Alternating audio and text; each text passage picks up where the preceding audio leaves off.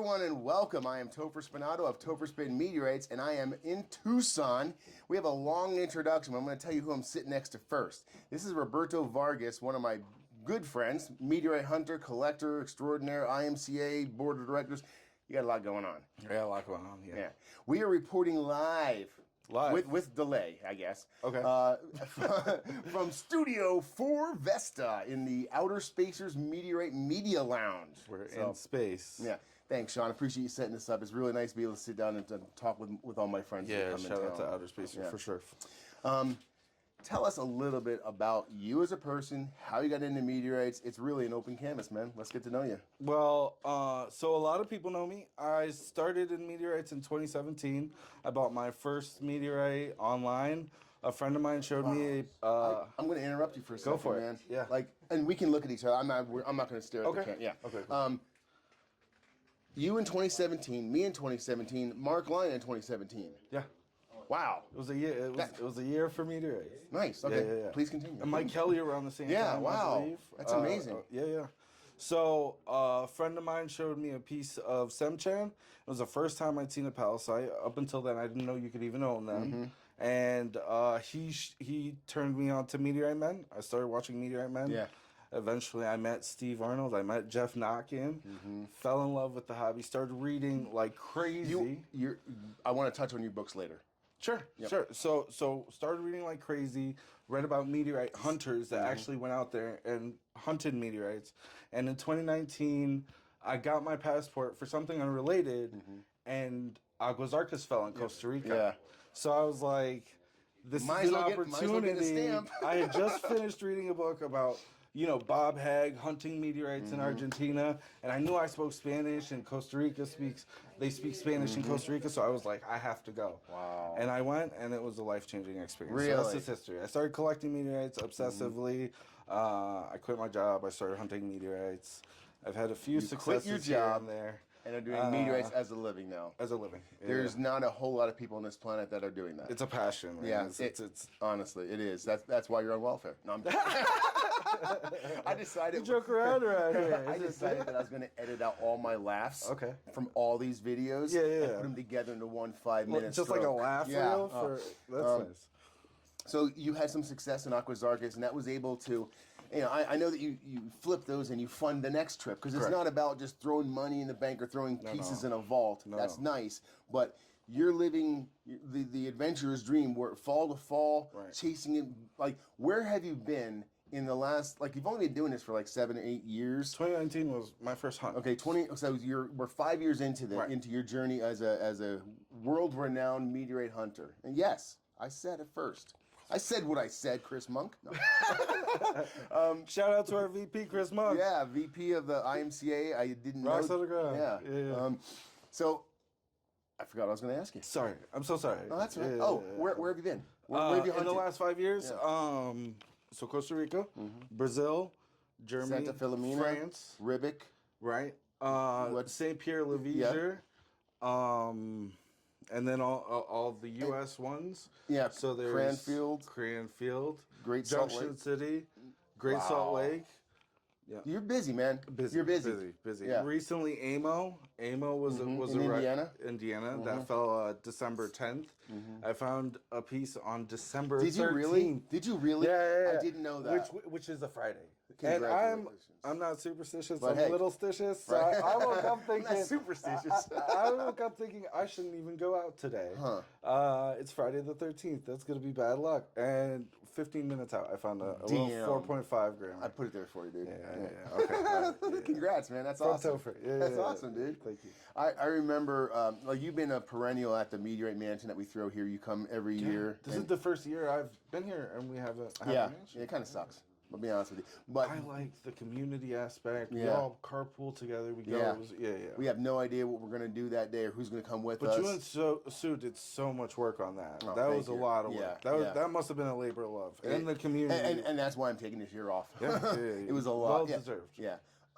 But this is something that I wanted to do, this studio, and Sean really knocked it out of the park, because we can just sit down and have conversations with great lighting, quiet, and it actually adds some excitement for people who are coming in here. Yeah. I know that you are big because we had you on our show about provenance. Sure. And you added a lot of material to our presentation, and I was really thankful for that. Talk a little bit about there's lots of things that you can do in meteorites: cutting, classifying, collecting, hunting, selling, whatever. What I know the historic stuff, falls, like what really tips your scale? What's going to get you interested in something?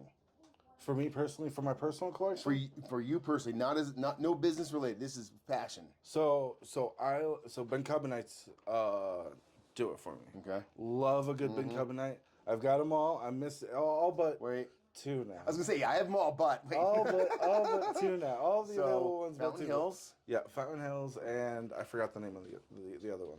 Is it the one that just came out? Yeah, just recently. El Mijas 009? No, I have a piece of that. It's another one. Yeah, I never remember it myself. It's hard to have everyone, and I went for a Bencubbinites, which have a lower number of them, so it's like a little 13, bit nicer. But 14, but I love them. that. There's like 13 now, I think. 13, okay. 14, yeah. So Bencubbinites, the rare carbonaceous ones. What is and U.S. Witness Falls? Yeah, U.S. Witness. Talk about some of the U.S. Witness Falls that you have, and I know that when we talk about the provenance of them, you actually have like Frank Cressy's book, and it has COAs in there that you now have. Right. It has pieces that are in your or passed through your collection, so you've added your provenance stamp to it as well, which has got to just blow your mind at times. Yeah. We're curators, and the hope is that eventually these pieces end up in a museum. None of us are going to live forever, so eventually, hopefully, all of this stuff ends up in museums, and it's really cool to think that our names, the people that curated and cared for these things now, is going to be memorialized in these university vaults. Yeah. Like, and you're actually for science for generations and stuff. I was with you 2 years ago. You were bringing Cranfield into Dr. Lawrence Garvey at ASU. Muskogee, thank you. Yep, Muskogee Mifka. Mm-hmm. Yep. And that was an amazing, like you had that one a few days after the fall as well. Yeah. I lived vicariously through you. When you say we love this stuff to stay in museums and go to academic institutions, have a life after us, you're not just saying that. Like you're doing, like when there's, I forget what meteorite it was one being classified, there wasn't enough weight to do the classification. You came forward with some extra weight. Yeah, just a little bit. Yeah, I'm always happy to help scientists, man. I mean, I love the science that comes from this stuff. Mm-hmm. I'm not a genius by any, I'm not going to joke at all, man. I walk around and pick up rocks for a living.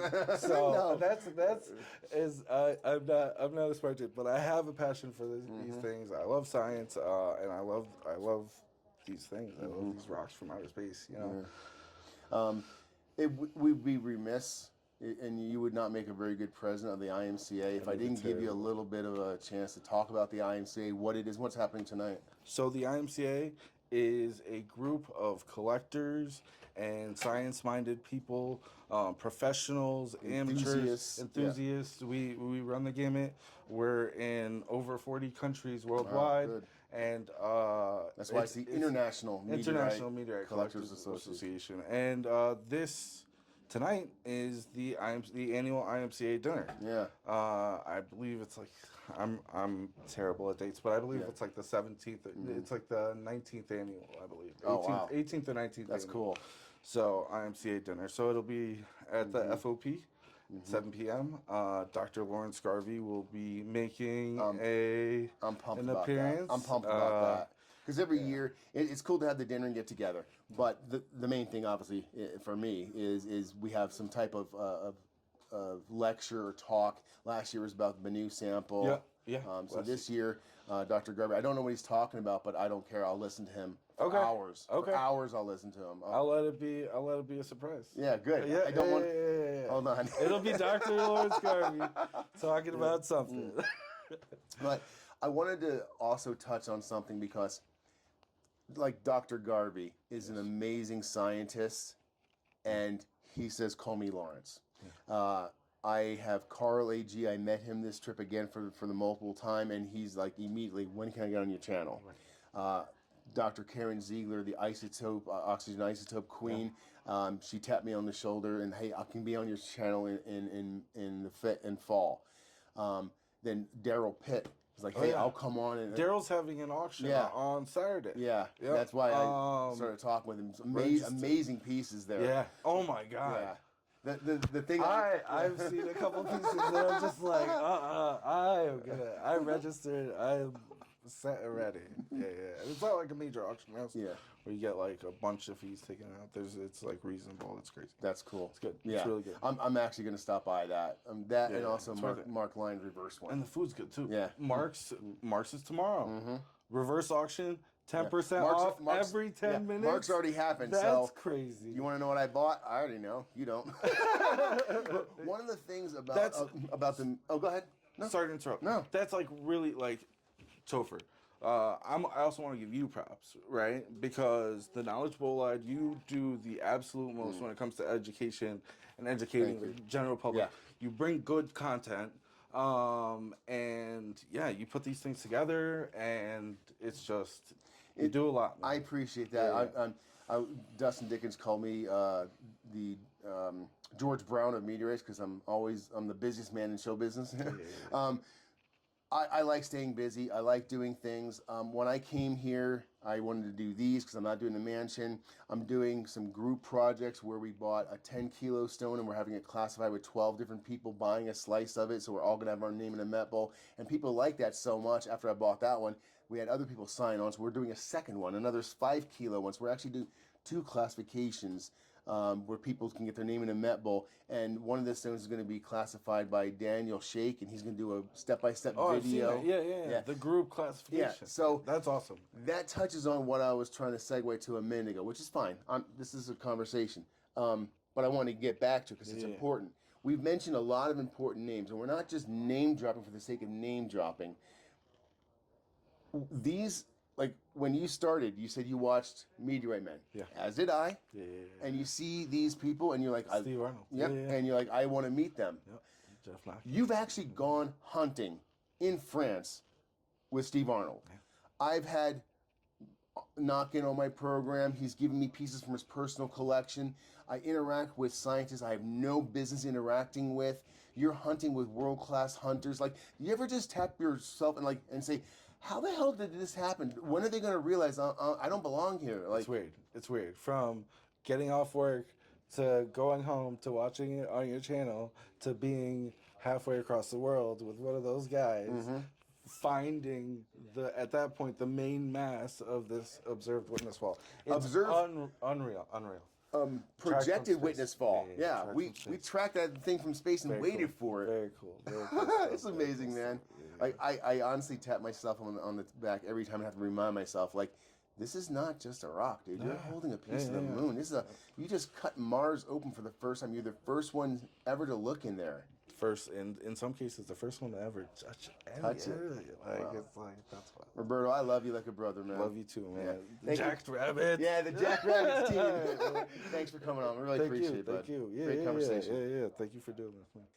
We're here today with Roberto, and I would like to know, what is it like? It is.